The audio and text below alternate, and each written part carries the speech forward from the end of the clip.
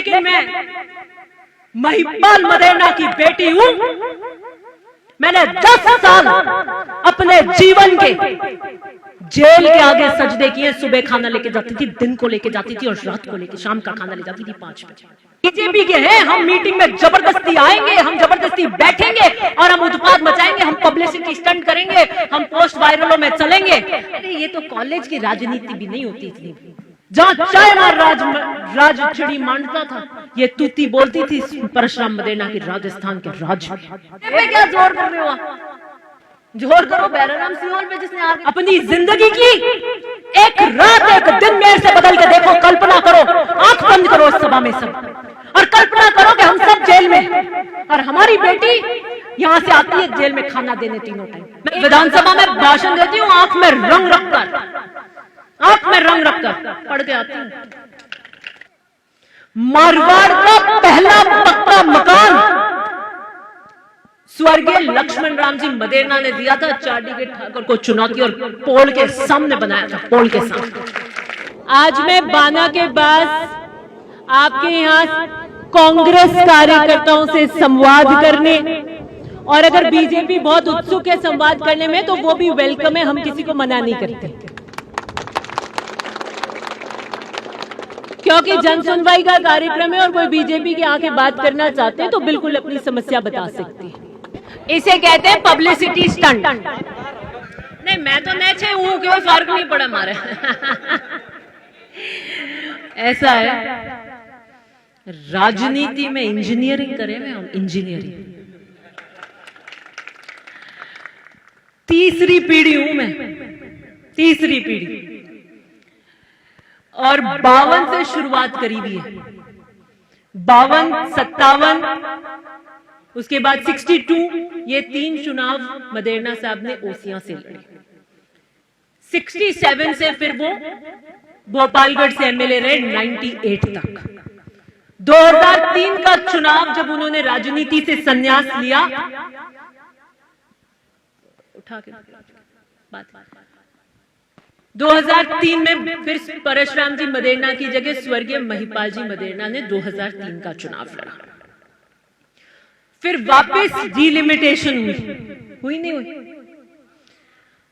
और उसके बाद में क्या बाना का बस अभी सबसे चर्चित यही है, बाना का बस। और फिर जब दोबारा डिलिमिटेशन हुआ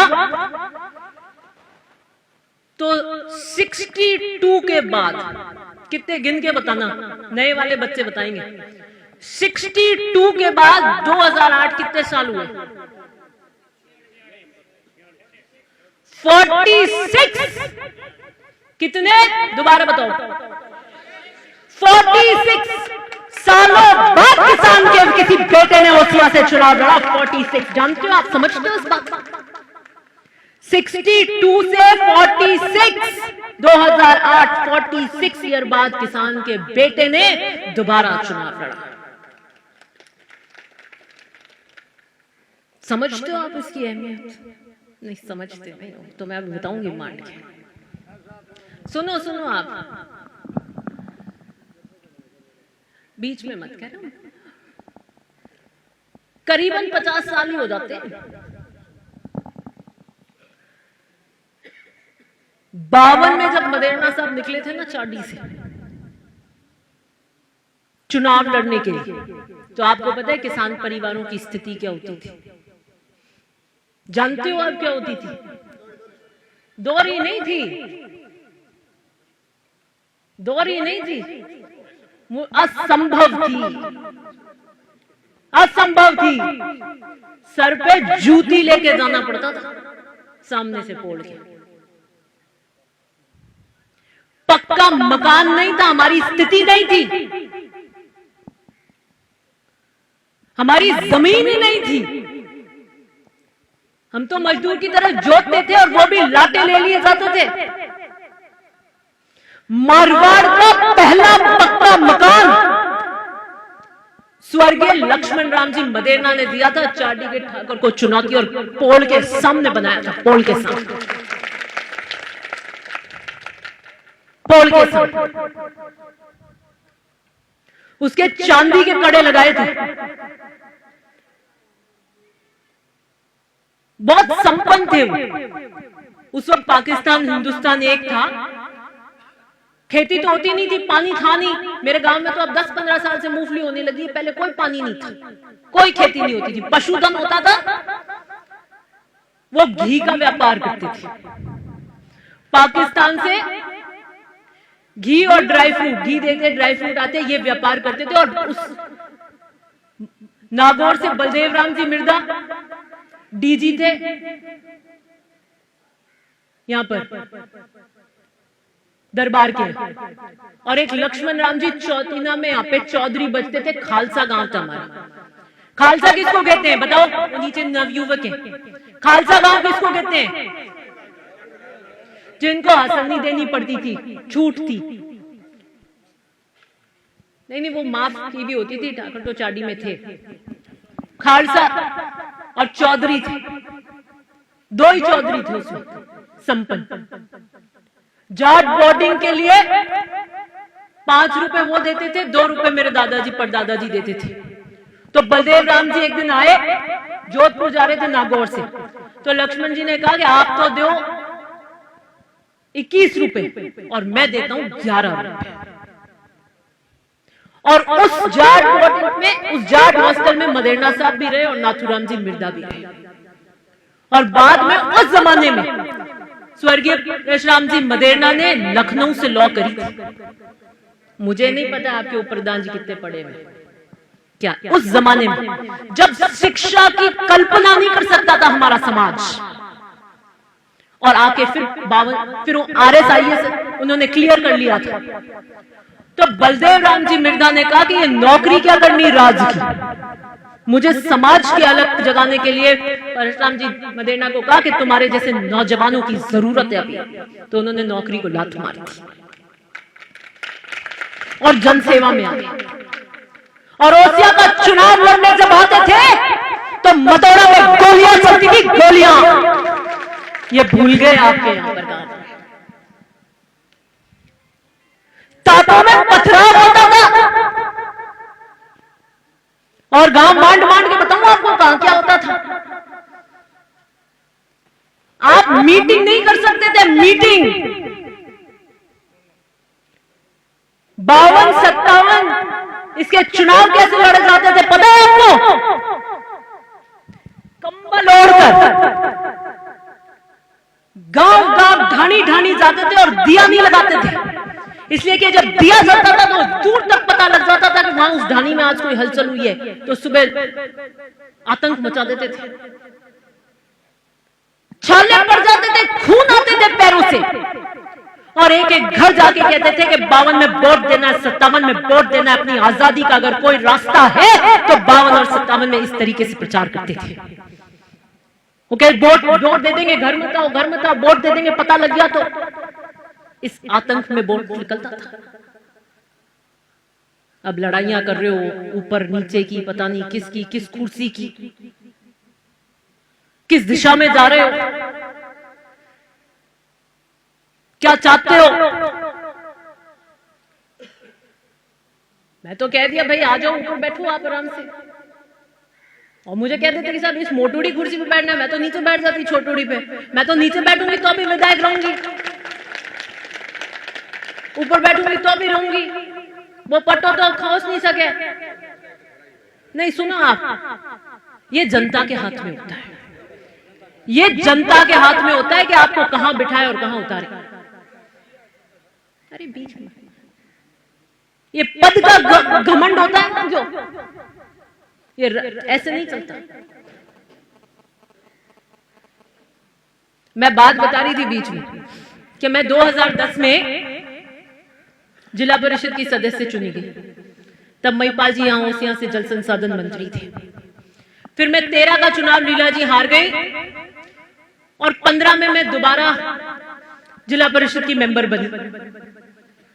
राज भी नहीं था, साहब भी नहीं थे, तो जो बुजुर्ग थे वो मेरी सुनते नहीं थे, मानते नहीं थे। सही है कि महिपाल जी के साथ रहे हुए करे हुए कि नई बच्ची आई है, इसको क्या पता है। तो मैं साहब से मिलने गई और मैंने कहा कि मेरी बात समझते नहीं है, मानते नहीं है, मैं सही को भी सही समझाती हूँ। तो उन्होंने कहा मेरे साथ भी ये तकलीफ होती थी। जो अभी कह रहे थे ना राय नहीं चाहिए, मैं तो राय लेने गई थी आगे, मेरे को बड़ी तकलीफ होती थी उस वक्त, नए नए आए थे। तो उन्होंने कहा मैं जब जिला प्रमुख बना तो मेरे भी होती थी कि ठीक है परशुराम जी मदेरणा के पुत्र हैं और जोधपुर के जिला प्रमुख हैं, लेकिन जो 50-50 साल मदेरणा साहब के चले हुए वो तो सोचते हैं ये तो नए जीत के आए। तो मदेरणा साहब ने कहा तुम्हारी काम तुम्हारा पहचान बनेगी।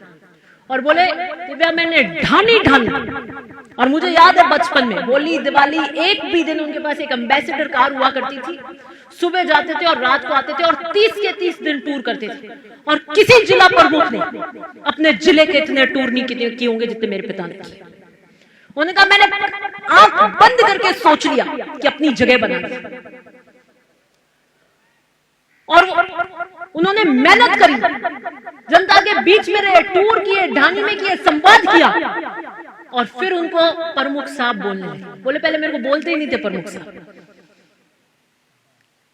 फिर मेरे को प्रमुख साहब बोलने लगे। फिर मैं एमएलए बन गई। एमएलए बन गई तो मेरी जबरदस्त लड़ाइयां होती हैं आईएएस ऑफिसर से, और कहीं ना कहीं आपके काम के लेके। किसको काम के लेके? फिर मैं मेरे पिता से मिली, मैंने कहा मेरी बड़ी एस्केलरेशन चलती है और मेरे को ये समझते हैं कि ये तो अभी बहुत कम उम्र की है, नई लड़की है, क्या जानती है। तो मेरे पिता ने कहा कि काम से बता सकते हो आप, उम्र से कुछ नहीं, और काम से बताओगे तो उठ के सलाम करेंगे। मैंने ठान ली कि मैंने कहा ये जितने भी है ना धुरंधर गांठ के नहीं देखे है, हो जाएगा काम, ऐसे ही हो जाएगा। उनको सोच रहे हैं इनको पता ही नहीं। मैं जब पंचायती राज में जिला परिषद की सदस्य थी तो पंचायती राज एक्ट मुझे कंठस्थ था। मैं जिला परिषद की आम सभा में जाती थी तो बिजनेस उसकी मीटिंग के नॉर्म से किसी को नहीं पता, एक तो जोगराम जी पटेल जानते थे या मैं जानती थी कि कैसे मीटिंग होती है। जिला प्रमुख और कलेक्टर को जागने वाले देते थे हम, क्योंकि जो नियमों का कानून जब तक नहीं जानेगा तब तक आपको अगला वाला जानता है कि इसको कुछ पता नहीं है तो निकाल के नहीं देगा। मैं विधानसभा में भाषण देती हूँ आंख में रंग रखकर पढ़ के आती हूँ, एक एक नियम जानती हूँ, कानून जानती हूँ, पेज जानती हूँ, अगले की कमजोरी जानती हूँ, और फिर पूरी बात समझ के बात करके फिर निशाना लगाती हूँ। मैं फिर निशाना लगाती हूँ अर्जुन की।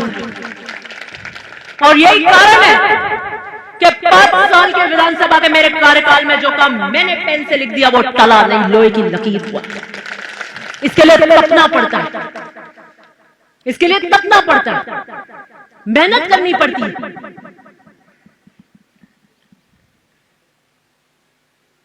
एक और सुना देती हूं, आजकल डामरा भी बहुत चर्चा में।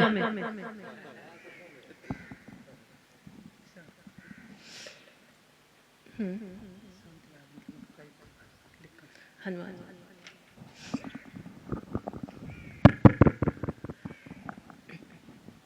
तो एक इंसिडेंट मुझे महिपाल जी ने बताया था कि कुछ एक गांव थे, ऐसे तो हम सरपंचों के चुनाव में कोई हस्तक्षेप बिल्कुल नहीं करते कि गांव की लड़ाई। डावरा एक ऐसा बहुत संवेदनशील टापू, नांदिया कल्ला,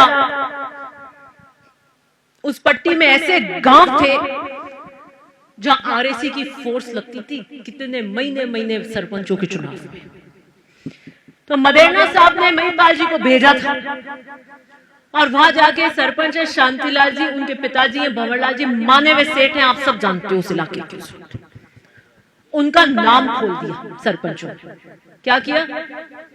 नाम खोल दिया और उन सबको बुलावन दी कि अपन किसान वर्ग है, एकता हो और इसको पार करना है। रणजीत सिंह जी ने रातों रात चंदन सिंह जी का नाम खोल दिया, तो वो निर्विरोध नहीं हुआ, चुनाव मंड गया। चुनाव मंड गया तो जब रिजल्ट आया तो कुछ वोटों से सेठ हार गए। मेरे पिता ने कहा 5 साल डावरा में पैर नहीं रखूंगा, 5 साल डावरा में। हम यहां पर दिन रात किसान राजनीति का झंडा बुलंद करने आपके लिए ईमानदारी से काम कर रहे हैं और आपके निर्णय में पोल हो गई तो बात ही खत्म हो गई, बात ही खत्म हो गई। 5 साल में डाबरा में पैर नहीं रखूंगा, यह संकल्प था मेरे पिता का। और 5 साल महिपाल मदेना ने डावरा में एक मीटिंग नहीं करी, और सिर्फ मीटिंग नहीं, डावरा के अगला गांव जाना है ना तो उनकी गाड़ी का चक्का भी डावरा से नहीं निकला, पास के गांव का रास्ता लेके जाते थे। ये होता है संकल्पबद्धता, ये होते हैं कर्तव्य, ये होते हैं। 5 साल बाद चुनाव हुआ, जीते, जीत का मस्त मनाया, साहब को बुलाया, 5 साल बाद जाके डावरा में पैर रखा। ये लड़ाई लड़ रहे थे ना तो आपके लिए लड़ रहे थे, किसान कम्युनिटी के लिए लड़ रहे थे। जानते हो किस इतिहास से आए हो आप लोग? मैं जानती हूं, मैं जानती हूं, मैं जानती हूं मेरी जड़ों को, मैं जानती हूं मेरी नींव को। यूं पैर रखती हूं ना तो पोल में नहीं रखती, पाउंडा रखती हूं तो बिल्कुल तटस्थ जमीन पे रखती हूं। यह इतिहास, इसको कहते हैं संकल्पबद्धता। मैंने जब डावरा में 2010 में अपनी मीटिंग ली थी जिला परिषद की, तो मेरी मीटिंग में 5 आदमी थे डावरा। कितने? 3 नीचे बैठे थे, एक चौतरा था और 2 हम ऊपर बैठे थे। मैं 2010 में नई आई थी, मुझे पता ही नहीं था कुछ। मैंने वापस जाके साहब से पूछा, मैंने कहा 5 ही मीटिंग थी, सूचना नहीं हुई, क्या हुई, बेइज्जती हो गई या क्या हुआ? तो मेरे पिता ने बताया कि कई गांव ऐसे हैं जहां मदेना साहब के फोर्स लगती थी, पत्थर चलते थे, पत्थर। क्या चलते थे? पत्थर। और वहां वोट नहीं थे। मदेना साहब ने कहा, वोट लोकतंत्र में तुम्हारा अधिकार है, वोट लोकतंत्र में तुम्हारा अधिकार है, जहां आपका मन आए वहां दें, लेकिन मीटिंग नहीं होने दोगे, ऐसा नहीं होगा। वोट तुम्हारे पास रखना, लेकिन कांग्रेस की मीटिंग करके जाएंगे। किसको बता रहे हैं, किसको बता रहे हैं? इंजीनियरिंग करके आई हूं, पीएचडी की भी डबल पीएचडी करी हुई है मेरी। काले झंडे दिखाएंगे, दिखा दो भैया, तो क्या खांगा हो जाएगा? दिखाओगे? लोकतंत्र में विरोध करते हैं लोग, किसी को किसी चीज की विचारधारा का विरोध है वो दिखा देते हैं। सबको अपना अधिकार है। और अगर आप ऐसे विरोध करोगे कांग्रेस की मीटिंग में जबरदस्ती आके, हम तो बीजेपी वाले आएंगे, बैठेंगे और हम पब्लिसिटी स्टंट के लिए करेंगे, तो कांग्रेसी भी चले जाएंगे कल बीजेपी की मीटिंग के लोग। कांग्रेस अब बीजेपी वाले करके बताओ, ये कोई अच्छी परिपाटी नहीं है। लेकिन हम कोई आ गया तो उसका सम्मान करते हैं कि आपकी इच्छा थी आने से, अगर आप आए, सुनना चाहते हैं बिल्कुल सुनिए, स्टंट करना चाहते हैं तो वो स्टंट कीजिए, विरोध करना चाहते हैं विरोध कीजिए, झंडे दिखाना चाहते हैं झंडे दिखाइए। आचार संहिता जब तक लगेगी तब तक ओसियां की विधायक दिव्या मदेना रहेगी। और आचार संहिता के बाद जब चुनाव का बिगुल बजेगा तो इसकी डोर जनता के हाथ में, काम सही होगा, आपको सही लगेगा, आपका नेतृत्व ईमानदारी से कर रही हूं तो पहुंचा देना। ये तो लोकतंत्र में हर 5 साल बाद, लोकतंत्र में हर 5 साल बाद लाइसेंस रिन्यू कराने आना पड़ता है। और जनता की आकांक्षाओं अपेक्षाओं पे खरे उतरोगे, विश्वास जनता का अर्जित करोगे तो जनता जुड़ी रहेगी, नहीं तो दूसरे को वोट दे देगी, सीट कोई खाली रहती है। तो इसलिए कि क्या बाना के पास किया, हम आएंगे और हम विरोध करेंगे, हम ये करेंगे, सब करिए, आप खुली छूट है। और कोई दूसरा करना चाहता हो तो आज कह रहे हैं कोई 15 कैमरे इन्होंने लाइव के लगाए हैं, कल से जब से इनके वायरल हुआ कि हम 4 जने काले झंडे दिखाएंगे, विरोध करेंगे, 15 कैमरे इन्होंने लगा लिए, और पीछे कितने होंगे? 20 हो जाएंगे। तो मैं यहां से कह रही हूं, जिसको करना है मर ठोक के कर लेना। परशुराम मदेना की पोती हूं, महिपाल मदेना की बेटी हूं, किसान राजनीति का झंडा लेकर करी और आंख में रंग रखती हूं, आंख में रंग रखती हूं। लेकिन अब आपकी पोल सुनो, इसके बाद आप सर ऊपर करके कैसे जाओगे? सुनो अब आप इसकी पोल। नहीं गलती छोड़ो आप, हम तो 5 साल फिर नहीं रखेंगे बाना के बाद में, दूसरे में मेहनत कर लेंगे, हमारे क्या फर्क पड़ रहा है? नहीं हमारे क्या फर्क पड़ रहा है, हम बाना के पास में नहीं आएंगे, दूसरे में मेहनत कर लेंगे। हमें लगता है एक गांव दबा दबा, तो चलो दूसरे में मेहनत करो। हमारे पास मैथमेटिक्स के आंकड़े हैं कि ये 500 का घाटा देंगे तो अपने को 600 की पार कहां करनी है। चलो नेक्स्ट गांव देखो, यहाँ 200-300 इनको सही कर सकते हैं, उनसे बात कर लेंगे, अगले में बात कर लेंगे 200 का, ये 600 का घाटा पार। सुनो आप एक मिनट बीच में। और बाना में कौन कहां रहता है, ढानी मुझसे नाड़ की तरह छानी नहीं है, ठीक है? और बीजेपी वालों ने आपके साथ क्या किया मगजी, ये पूरे बाना से छाना नहीं है, तो मुझे क्या बीजेपी में उप प्रधान की बात तो प्रधानगी की थी, आप उप प्रधानी में समझौता करिए, आप तो प्रधानी में समझौता करिए, आपकी बात तो प्रधान की थी, वहां तो धोखा खा रहे आप बीजेपी में। मेरे को क्या बता रहे हो? सरपंच के नीचे उप सरपंच के पास में क्या पावर है चिड़ी मारने की? आपके सरपंच साहब हैं क्या यहाँ? उप सरपंच साहब हैं? कहाँ है? पूछो इनके पास कोई पावर हो तो है क्या? कोई पावर नहीं होती। तो बात तो ये है कि आज मुझे आंख में जोर दिखा रहे हो, तो बात तो भाजपा के कार्यकाल में वादा हुआ था प्रधानी का, वहां आपके साथ सरेआम किया धोखा, फिर भी आप बीजेपी से टिकट ले आए, धन्यवाद आपको। तो मेरे पे क्या जोर कर रहे हो? जोर करो बैराराम सिंह पे, जिसने आपके साथ धोखा किया। मेरे पे किस बात का है? क्योंकि हम वादा करके नहीं करते, एक पैठ है हमारी, वादा कर दिया तो लोग की लकीर है। नारायण डाबरी को साहब ने वादा कर दिया था ओसियां के प्रधान का, एक ही जीत के आएगा विष्णु में, एक ही, सारे विष्णु हार गए। कमिटमेंट होती है, इधर से वोट क्रॉस हो गए, उधर से हो गए, वो तो मेरे को मत बताओ, मांड के एक वोट से निकले। कमिटमेंट था हमारा कमिटमेंट था कि जब मैं किसान वर्ग से मंत्री हूं, विधायक हूं, तो एक और किसी को साथ जोड़ो, किसान वर्ग से सब एक कुनबा बनाए, 36 कौम से पार होती, एक जाति की राजनीति पार नहीं होती। लेकिन हमारा वादा था, हम वादे पे अड़े रहे, राजनीतिक नफा नुकसान नहीं देखा, इसलिए कि हमारी पैठ चली जाएगी, आपके बीच दोबारा आना है कि आपने बात करी थी।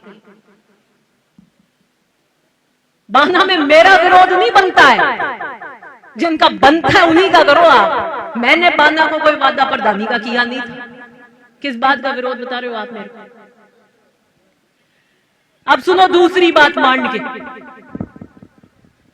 डावरा में एक कार्यक्रम है नहीं है, शंभू सिंह जी ने कर दिया आह्वान, वो कांग्रेस बीजेपी नहीं देखते जब उनकी समाज की बात आ जाती है, कांग्रेस बीजेपी नहीं देखते जब उनकी समाज की बात हो जाती है, एक हो जाते हैं। आप क्या यहाँ झंडे दिखा रहे हो अपनी समाज के? कहां जाओगे, कहां बैठोगे, क्या सीख के जा रहे हो?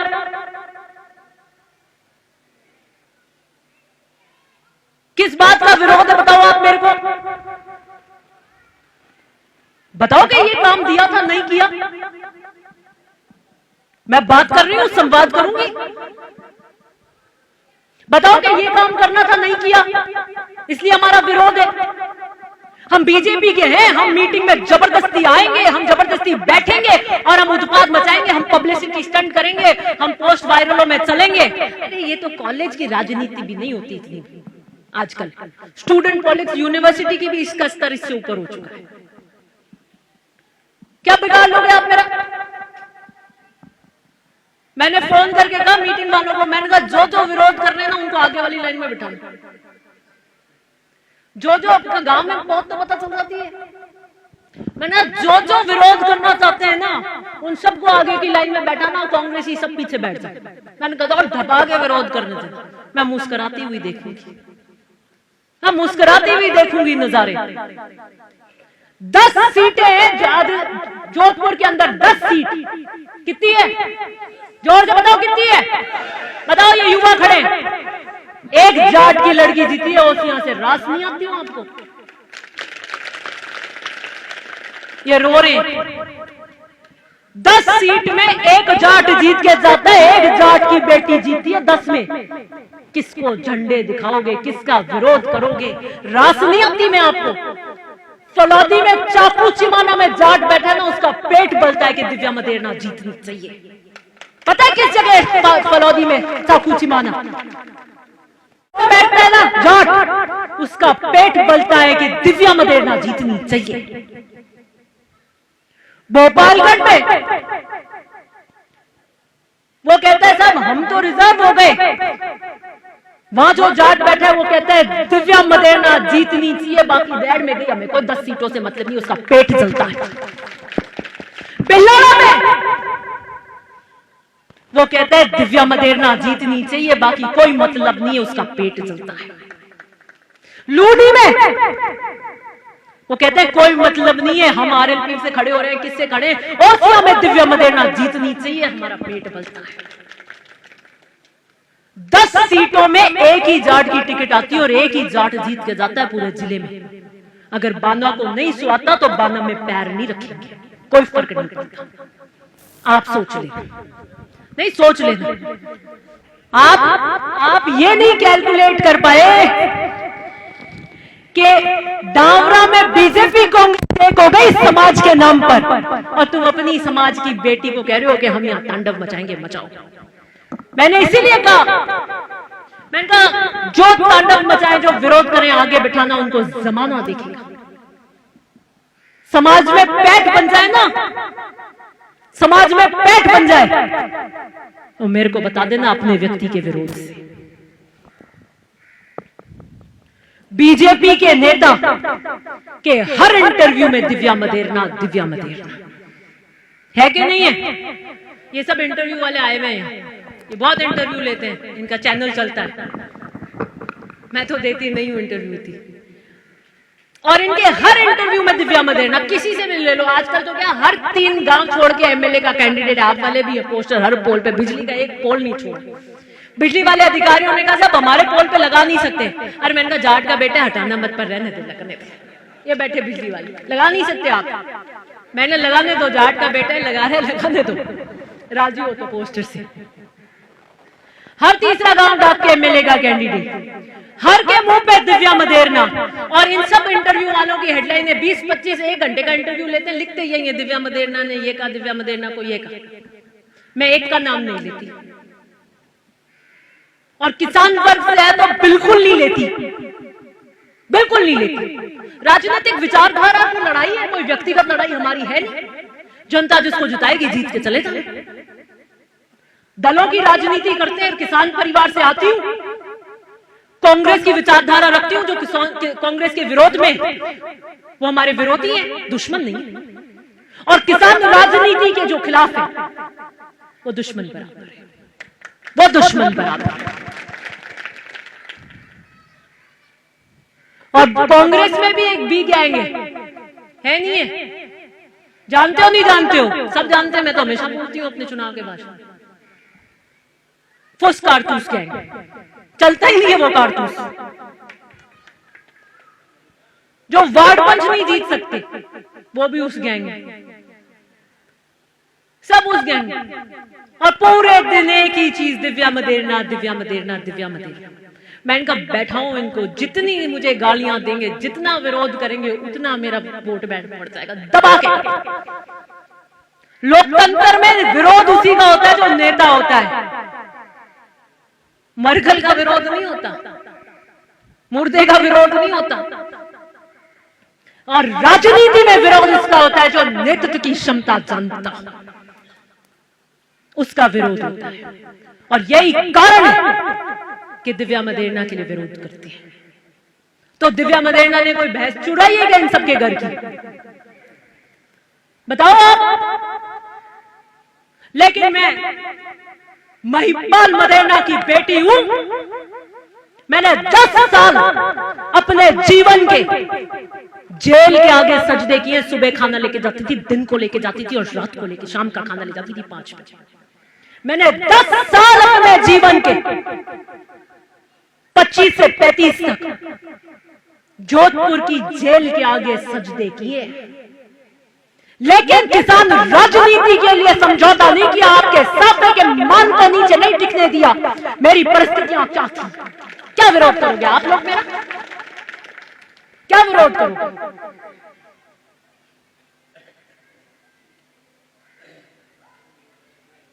मैं चुन्नी में गांठ बंद कराई हूं, मैं चुन्नी में गांठ बंद कराई हूं मेरे पिता दादा के किसान राजनीति के लिए, इस पथ पर चलने के लिए। कांटे मिले या फूला हम चल पड़े इस पे। मैं बिजनेस नहीं करती, व्यवसाय नहीं करती, और 50 साल में हमने कोई व्यवसाय नहीं लगाए। एक बार सरपंच बनते ही आप बताओ क्या होता है, एमएलए बनते ही क्या होता है। 50 साल की राजनीति है, 52 से लेकर अभी तक हमने व्यवसाय नहीं लगाए, हमने राज का दुरुपयोग नहीं किया कि हमने कोई माइंस लगा ली, कोई फैक्ट्रियां लगा ली। जहां चाइना राज चिड़ी मांडता था, ये तूती बोलती थी परशुराम मदेना की राजस्थान के राज। और मेरे पिता जल संसाधन मंत्री रहे। हम जन सेवा के लिए आए हैं और किसान वर्ग की सेवा के लिए आए हैं।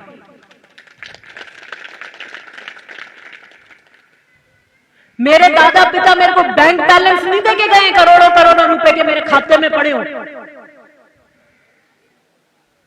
मुझे देके गए ऐसी पूंजी कार्यकर्ता के रूप में जो कभी खत्म नहीं होती। अकाउंट में पैसे तो खत्म हो जाते हैं।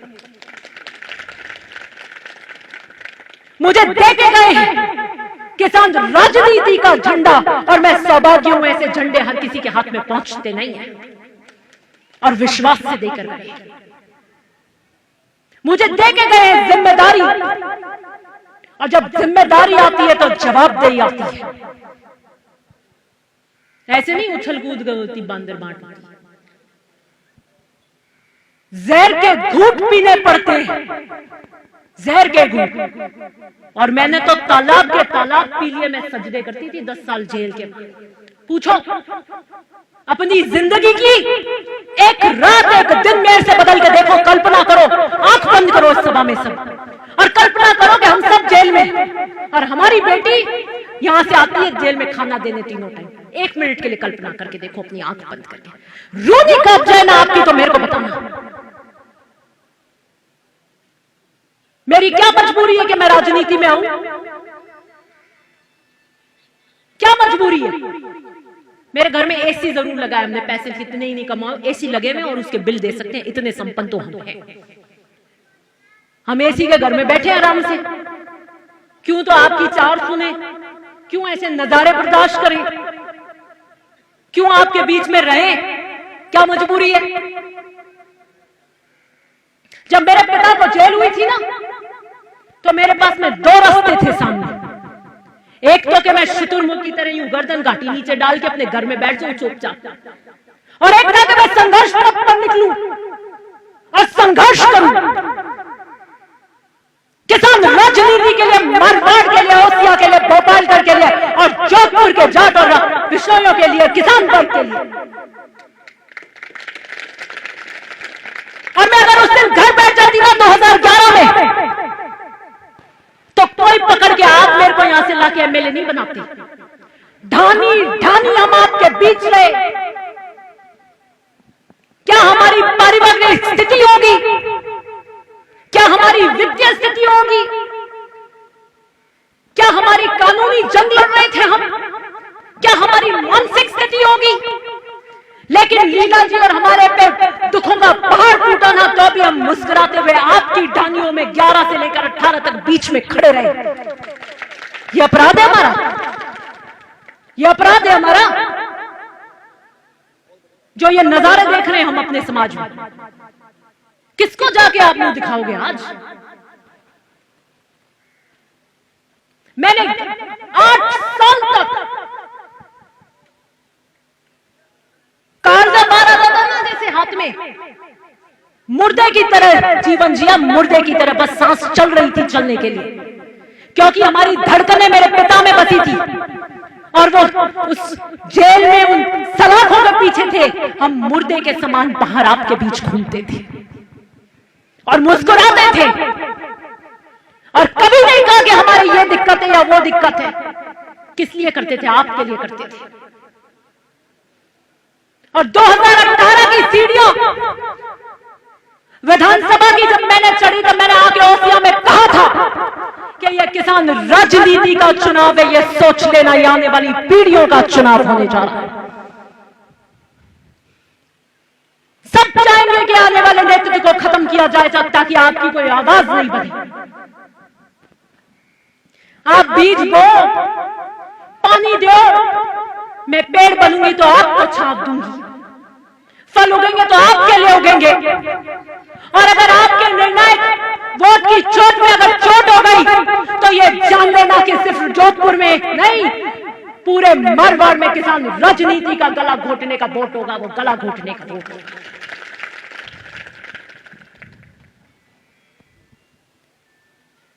गज सिंह शिक्षण संस्थान में मीटिंग है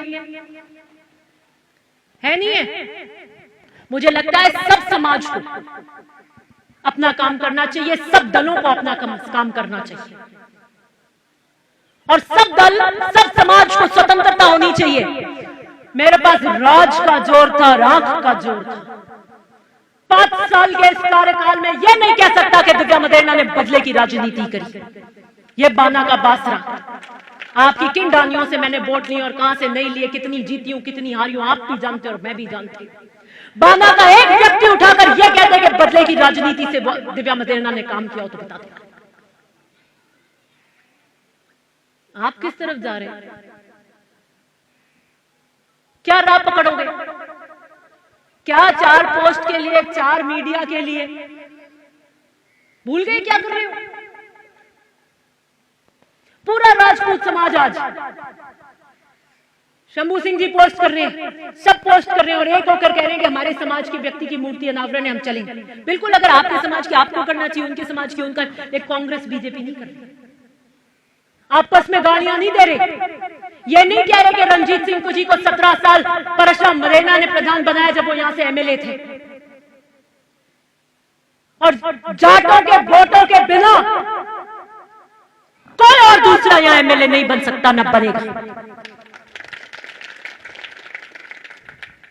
जब मदेरणा साहब 67 में भोपालगढ़ का चुनाव लड़ा और 2008 में महिपाल जी यहां आए तो ओसिया के किसान वर्ग ने हमेशा यहां से, एक बार बने सिंह जी को छोड़ दो, सबने कांग्रेस के बटन पे खटका दबाया। कोई भी दबाया नहीं दबाया आप लोगों ने 50 साल तक दबाया था। और 50 साल बाद 50 साल आपने सिर नीचे किए, जब आया खटका दबाया, जब आया खटका दबाया। 67 का दबाया, 72 का दबाया। कितने लोग जीते? 3 बार नरेंद्र सिंह जी भाटी जीते, 3 बार रंजीत सिंह जी जीते। आपने दबाया नहीं दबाए खटके। लेकिन करीबन 46 साल बाद जब किसान वर्ग की बात आई, जब महिपाल मदेरणा आए तो उन्होंने सामने पाला मार दिया, आपके 50 साल के वोट को 0 कर दिया, कुंडे में डाल दिया। सोचा आपने? 50 साल आपने वोट दिए, जाट विश्नोई सबने एक होकर दिए, नहीं दिए?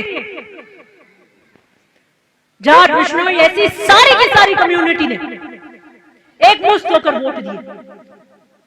अब बारी जब आपकी आई तो सामने पाला मार लिया।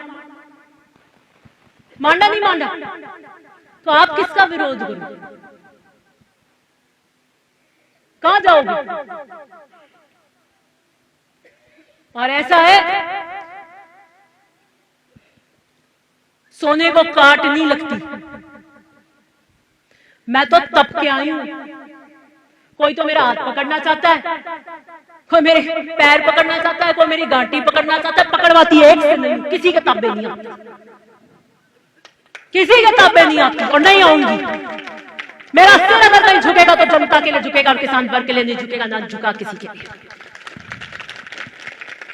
मैं परशुराम मदेरणा की प्रेरणा से, महिपाल मदेरणा की प्रेरणा से किसान राजनीति के लिए अपना काम कर रही हूं। जो मेरी राह में आएगा देखूंगी। हम मुस्कुरा के चलो, सफर में धूप तो होगी, चल सको तो चलो। ये क्या है?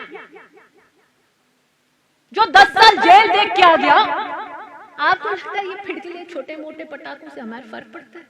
क्या है ये? हम तो राजनीति में बड़े से बड़ा बम फूट गया तो नहीं पिघले, तो नहीं फटे।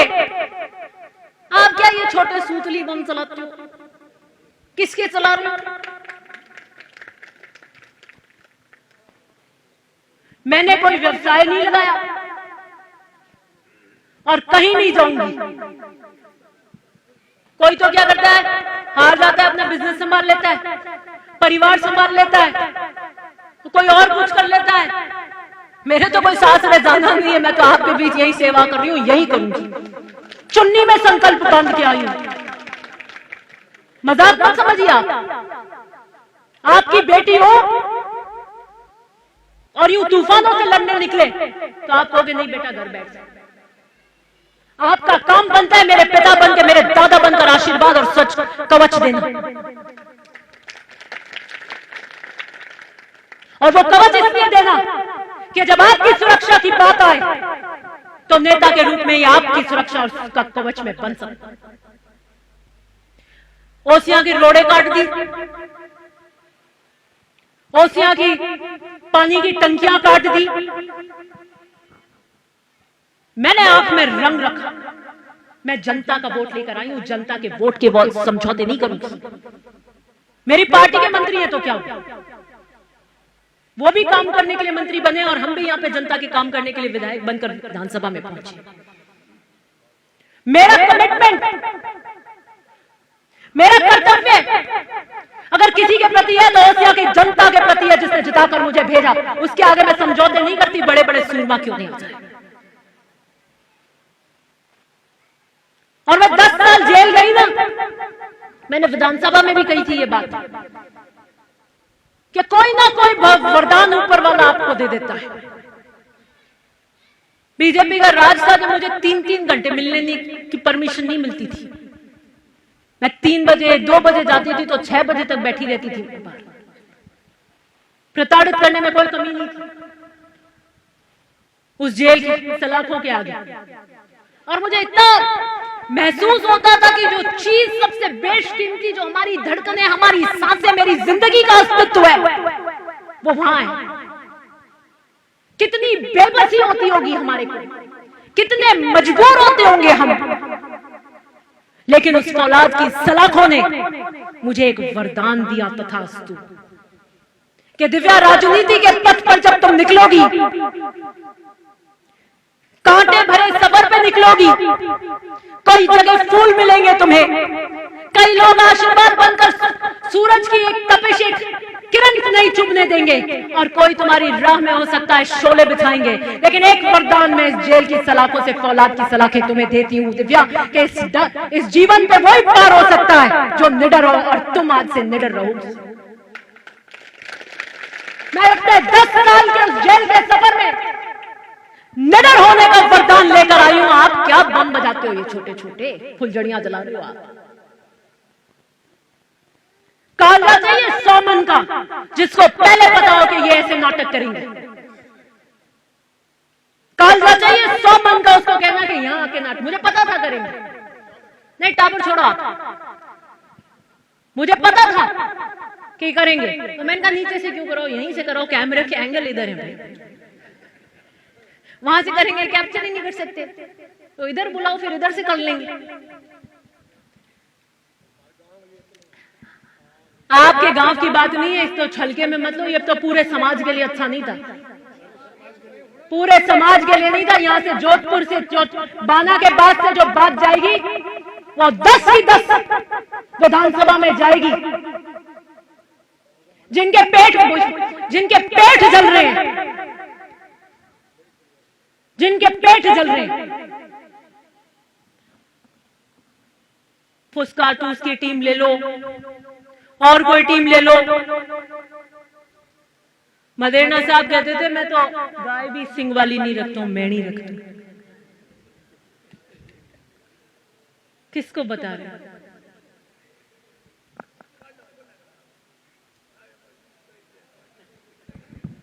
इसलिए राजनीति के वो काल कोठरी और वो अंधेरे देखकर आई हूं, कई बंद नहीं करे हुनो तो अडे ये मजा जंपाल घर जाना तय कर लीजो पचे कोई बात नहीं करिया बंद मैं तो करने आया पचे बंद करे कटे बंद की कर था छोड़ो भी ना बात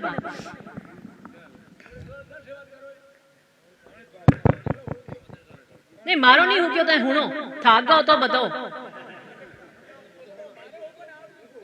नहीं मारो नहीं हूं क्यों मैं इतनी जगह हूं गलो उका दे पीछे राजनीति की कर रहा चलो सुनो आप बीच में मत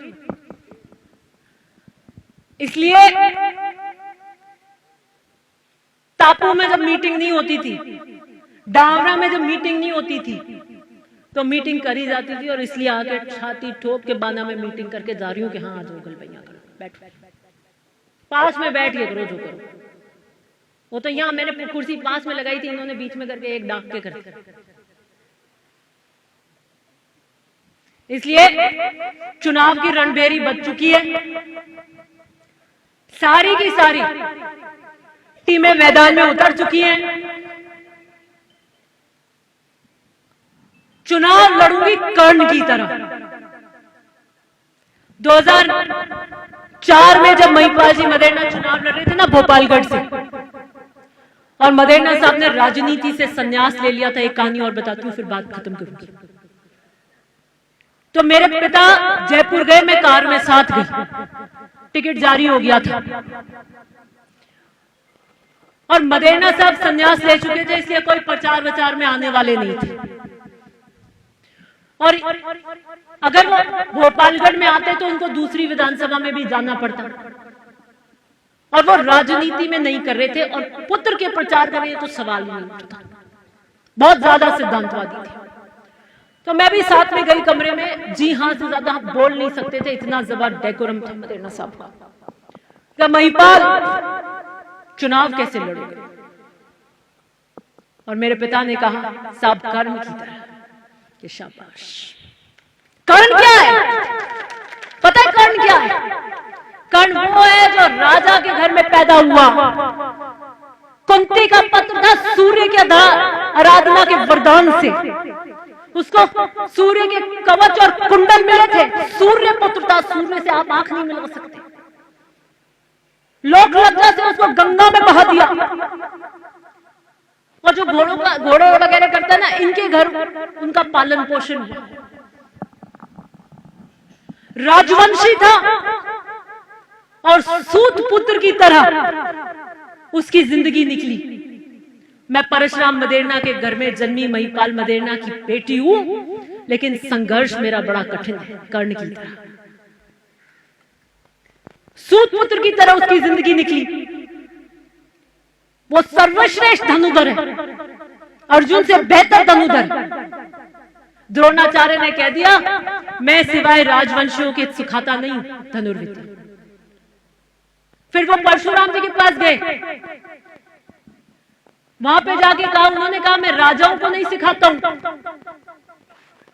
कि तुम क्या हो कि मैं सूत पुत्र हूं तो उनको सिखाया अभ्यास कराया वो एक दिन सो रहे थे तो कीड़ा काट गया क्या काटा भयंकर दर्द हुआ उसने कहा गुरु सो रहे नींद में रोदक हो जाएगा मैं हिल नहीं सकता जब वो उठे और उन्होंने देखा घाव और इतनी खून बह गई तो उन्होंने कहा कर्ण तुम सूत पुत्र नहीं तुम सूत पुत्र होते तो इतना दर्द नहीं बर्दाश्त कर सकते थे कौन हो तो उसने कहा मैं तुम्हें श्राप देता हूं कि मैंने जो भी विद्या सिखाई है वो जब तुम्हारे को सबसे ज्यादा जरूरत होगी तब उस दिन तुम ये भूल जाओगे युद्ध हुआ कृष्ण ये जानते थे कि तीर अंदाजे के अंदर अर्जुन कर्ण से नहीं जीत सकता उन्होंने वो चक्का बता दिया वो चक्का उतारने मिट्टी से निकालने आए तब का पार्थ वार करो तो उसने कहा मैं निहत्थे पे वार नहीं कर सकता कि पार्थ वार करो कर्म करो और वहां पे वो वार किया कर्ण की मृत्यु हुई और जब कर्ण की मृत्यु हुई तो श्री कृष्ण ने भी झुककर नमस्कार किया क्यों किया पता है कि कृष्ण कि वो सिर्फ धनुधर नहीं था, उसने कभी सिद्धांतों से सौदा नहीं किया। उस युद्ध भूमि में युधिष्ठिर ने भी अश्वत्थामा बोल के झूठ बोला था, हाथी और वो उसके अंदर। कृष्ण ने भी चाल चली थी कि आप ऐसे कर दो, ऐसे कर दो। एक कर्ण था पूरी उस युद्ध भूमि में जिसने सिद्धांतों से समझौता नहीं किया। वो कर्ण था। कुंती को भेजा कृष्ण ने कि कर्ण को ले आओ, तो कुंती एक दिन गई। जब वो तट के किनारे होता है ना, उसे दानवीर कर्ण कहते हैं, तो वो कभी मना नहीं करता दान देने से। उस पर कुंती को भेजा और कुंती को कहा कि मुझे ये दान चाहिए, तुम्हारे कुंडल चाहिए। तो वो खट पहचान दिया। उसने कहा देवी आप कौन है कि मुझे मेरे कुंडल चाहिए? तो उसने कहा मैं कुंती हूं, और पूरी बात बताई कि तुम मेरे पुत्र, मेरे साथ आ जाओ, तुम राजा बनोगे। तो उसने कह दिया मैंने दुर्योधन को वादा कर दिया है, दुर्योधन मेरा दोस्त है, जिसने मुझे अंगराज कर्ण की उपाधि दी, जिसने मुझे राजा की उपाधि दी। मैं उस दोस्ती को नहीं छोड़ सकता, मैं उसे धोखा नहीं दे सकता, जिसने मुझे जीवन का मान सम्मान दिया। हे माते, लेकिन मैं एक बात कहता हूं, तेरे 5 ही पुत्र जिंदा रहेंगे। तो कर्ण का वध हुआ और वो 5 पुत्र जिंदा रहे। तो मैं जीवन की लड़ाई लड़ने आई हूं। 2023 का चुनाव लड़ूंगी, कर्ण की तरह लड़ूंगी, सिद्धांतों पर लड़ूंगी, सिद्धांतों पर लड़ूंगी।